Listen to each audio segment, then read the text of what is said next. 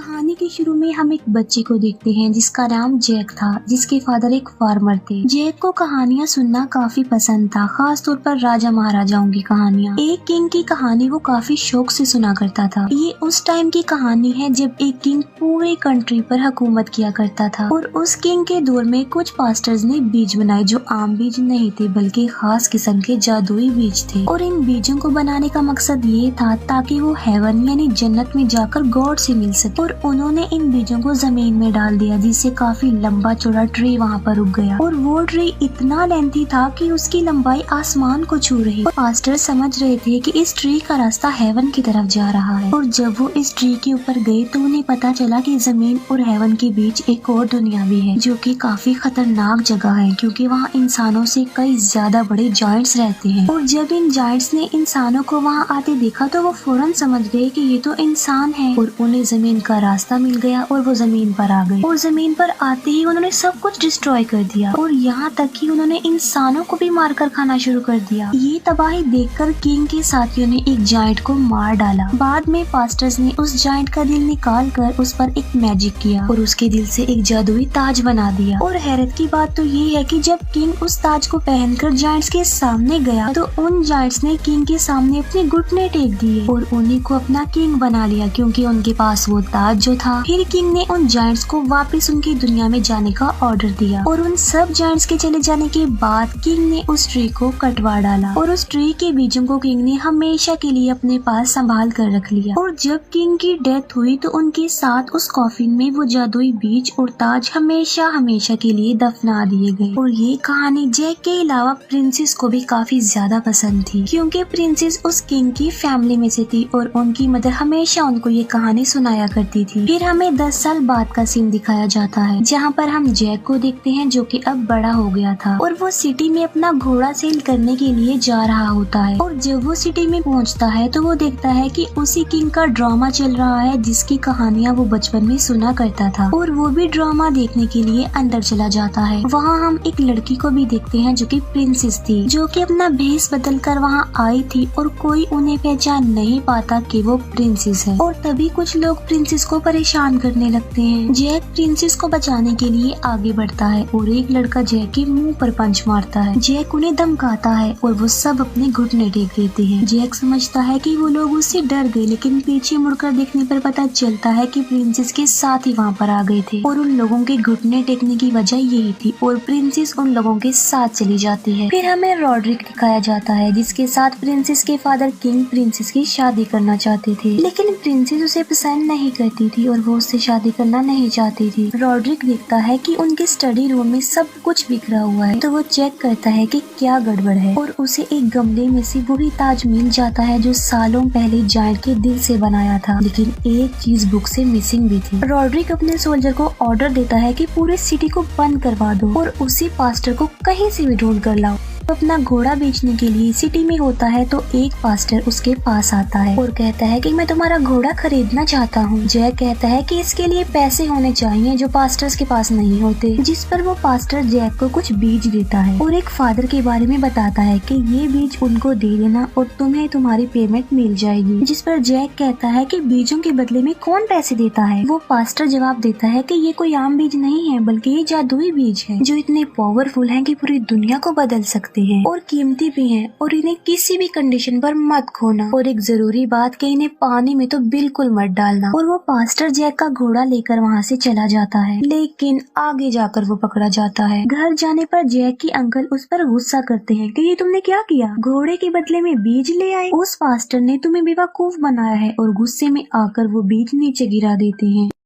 Jack उन बीजों को उठाने लगता है और एक बीज लकड़ी के सुराख से नीचे जमीन पर गिर जाता है जिसका जैक को पता नहीं चल पाता। बाहर बारिश हो रही थी और प्रिंसेस वहाँ से गुजर रही थी क्योंकि वो रॉड्रिक से शादी करना नहीं चाहती थी और इसीलिए नाराज होकर वो अपने घर से निकल आई थी। बारिश से बचने के लिए प्रिंसेस उस वुडन हाउस में आ जाती है। जैक को पता चल जाता है कि ये तो प्रिंसेस है और वो दोनों बातें करने लगते हैं। अचानक से बारिश का पानी लकड़ी के सुराख से होता हुआ उस बीज में चला जाता है जो कि जमीन पर गिरा हुआ था, जबकि उस पास्टर ने कहा था कि इस पर पानी लगने नहीं देना। और बीज पर पानी लगते ही वहाँ वो ट्री उगने लगता है। अब क्योंकि उस ट्री की जड़ें घर के नीचे थी, तो वो ट्री घर को भी अपने साथ ऊपर ले जाता है और प्रिंसेस वहाँ पर फंस चुकी। जैक की प्रिंसेस को बचाने के बावजूद भी वो उस ट्री के साथ काफी ऊपर चली जाती है। नेक्स्ट मॉर्निंग प्रिंसेस के फादर किंग आते हैं, जो देखते हैं कि यहाँ एक काफी बड़ा और लंबा ट्री है जो आसमान को छू रहा है, जिसका ये पता नहीं चल रहा कि वो खत्म कहाँ पर हो रहा है। जैक उन्हें सारी बात बता देता है। किंग ऊपर जाने का इंतजाम करता है कि जाओ और मेरी बेटी को बचा लाओ। रॉड्रिक कहता है कि मैं भी जाऊंगा अपनी होने वाली वाइफ को बचाने के लिए, क्योंकि मैं उससे प्यार करता हूँ। जैक भी उन लोगों के साथ जाना चाहता था और वो उससे भी साथ ले जाते हैं। और जब ये ट्री के ऊपर चढ़कर आसमान की तरफ जा रहे होते हैं, तो जानबूझकर रॉड्रिक उस रस्सी को काट डालता है, जिसकी वजह से कुछ सोल्जर्स नीचे गिर जाते हैं और मर जाते हैं और वो अपनी लोकेशन पर पहुंच जाते हैं। ऐसी दुनिया जो जमीन और हेवन के बीच में। वहाँ पहुंचकर रॉड्रिक जैक को कहता है कि मुझे पता है कि तुम्हारे पास वो जादुई बीज है और तुम वो मुझे दे दो। जैक वो बीज देना तो नहीं चाहता था, लेकिन रॉड्रिक चाकू दिखाकर उससे वो बीज निकलवा लेता है। लेकिन जैक एक बीज अपने पास ही रख लेता है और वो 3-3 लोग होकर अलग अलग जाकर प्रिंसेस को ढूंढने लगते हैं। हर तरफ उनकी जान का खतरा था। जिस ग्रुप में जैक था उनके सामने एक जायंट आ जाता है, जो जैक के दोनों साथियों को पकड़कर अपने साथ ले जाता है और जैक भी उसके पीछे पीछे जाता है, क्योंकि वो प्रिंसेस को हर हाल में ढूंढना चाहता था। वो जानता था कि जहाँ ये जायंट जा रहा है वहीं पर प्रिंसेस को छुपाया होगा। फिर हम रॉड्रिक के साथ उसके साथियों को देखते हैं। उनमें से एक को रॉड्रिक उठाकर जमीन पर फेंक देता है, क्योंकि वो उसका साथी नहीं था। और तभी उनके सामने भी एक जायंट आ जाता है और वो रॉड्रिक की नजरों के सामने ही उसके साथी को मार डालता है। और अब वो रॉड्रिक को भी मारने वाला होता है, लेकिन रॉड्रिक एक जादुई ताज निकालता है और ये वही ताज था जो हजारों साल पहले जायंट के दिल से बनाया गया था, जिसे किंग ने बनवाया था और इसमें मैजिक की पावर भी थी। अब जाहिर सी बात है कि जिसके पास ये ताज होगा जायंट्स उसका हुक्म मानेंगे और इसीलिए वो ताज पहनकर रॉड्रिक एक ऐसी जगह पर पहुंच जाता है जहां पर बहुत ज्यादा जायंट्स थे और वहीं पर प्रिंसेस भी थी और उनका एक साथी भी था जिसे जायंट उठाकर ले आया था। तो सारे जायंट उसके सामने घुटने टेक देते। अब उन जायंट्स का जो हेड होता है रॉड्रिक उसे भी अपने आगे झुकने को कहता है और वो ऐसा ही करता है। रॉड्रिक उसके सर पर पाँव रखकर तख्त पर आ जाता है और कहता है कि आज के बाद मैं तुम्हारा किंग हूँ और अब हम जमीन पर जाएंगे और सबको अपना गुलाम बना लेंगे। एक जायंट प्रिंसेस और जैक के साथी एक फाइटर को अपने साथ किचन में ले जाता है और वो उस फाइटर को अपना खाना बनाने ही लगता है कि तभी वहाँ पर जैक आ जाता है। इससे पहले कि वो जायंट उसे मार डालता है, जैक वहाँ से एक बड़ा चाकू लेकर उस पर कूद पड़ता है और वो चाकू उस जायंट में घुस जाता है और वो मौके पर ही मर जाता है। और इस तरह से जैक उस फाइटर की जान बचा लेता है। फिर ये तीनों वहाँ से बाहर निकल जाते हैं और ये एक ऐसी जगह पर पहुँच जाते हैं जहाँ ट्री के जरिए ये लोग नीचे जमीन पर जा सकते थे, लेकिन वहाँ काफी बड़ा जायंट सोया हुआ होता है और उसकी मौजूदगी में ये वहाँ से कभी भी नहीं जा सकते और इसीलिए जैक और वो फाइटर मक्खियों का एक छत्ता लेकर आते हैं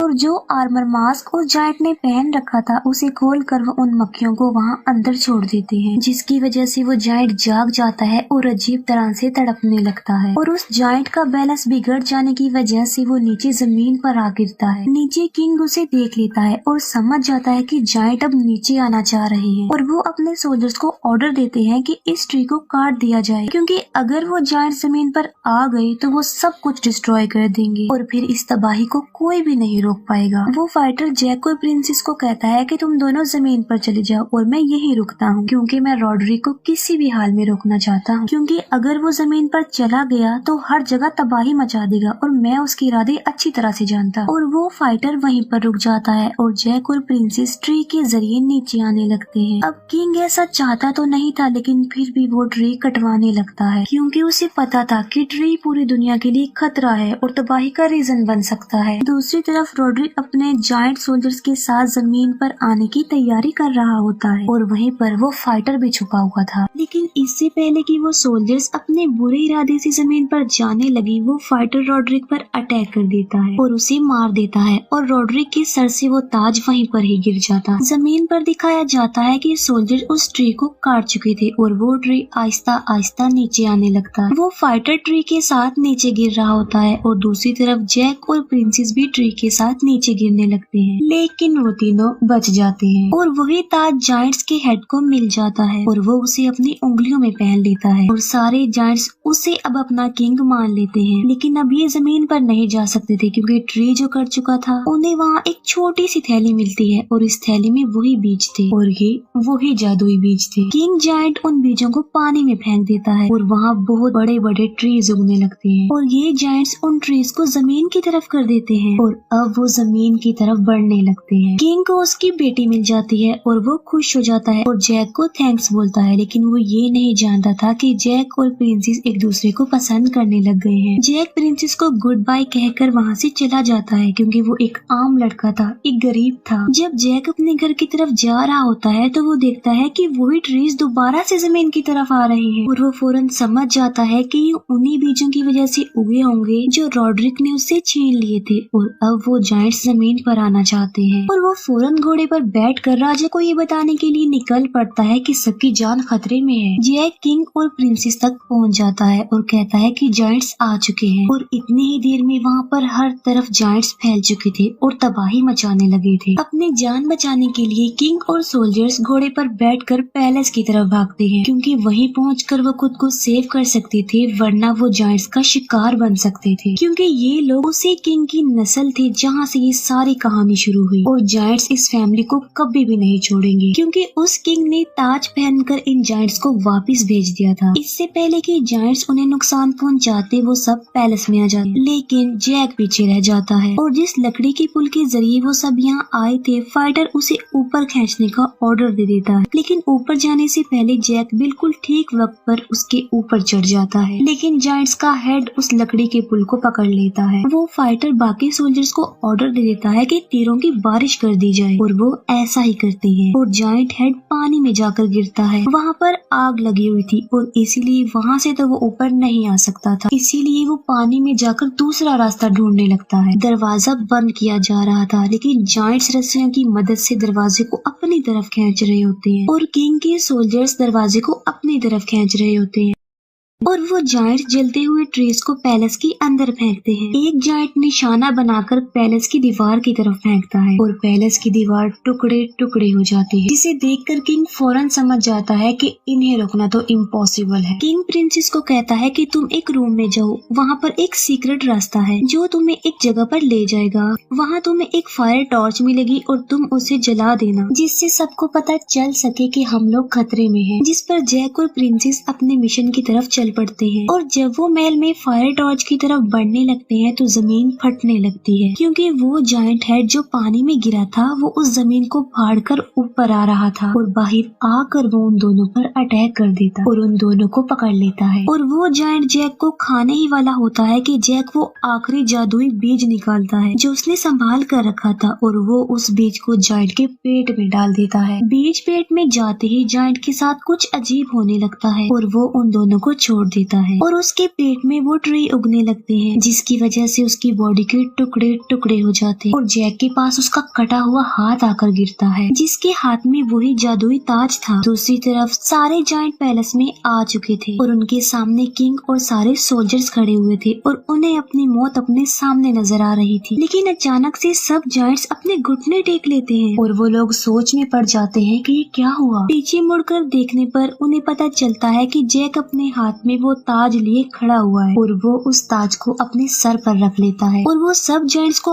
ऑर्डर देता है कि अपनी दुनिया में वापस लौट जाओ। जब जायंट्स चले जाते हैं तो सब ट्रीज को कटवा दिया जाता है। बाद में जैक और प्रिंसेस की शादी हो जाती है और उनके 2 बच्चे भी थे जिन्हें जैक जायंट्स की कहानियाँ सुना रहा होता है जैसे कि वो बचपन से सुनता आ रहा था। बच्चे पूछते हैं कि वो ताज कहाँ है। जैक कहता है कि वो ताज आज भी सेफ है क्योंकि उस ताज को काफी खूबसूरत बना दिया है और डिस्प्ले के तौर पर रखा हुआ है। दूर दूर से लोग उसे देखने आते हैं और आज तक किसी को भी उसकी रियलिटी के बारे में कुछ नहीं पता। और हैप्पी एंडिंग के साथ ये मूवी यहीं पर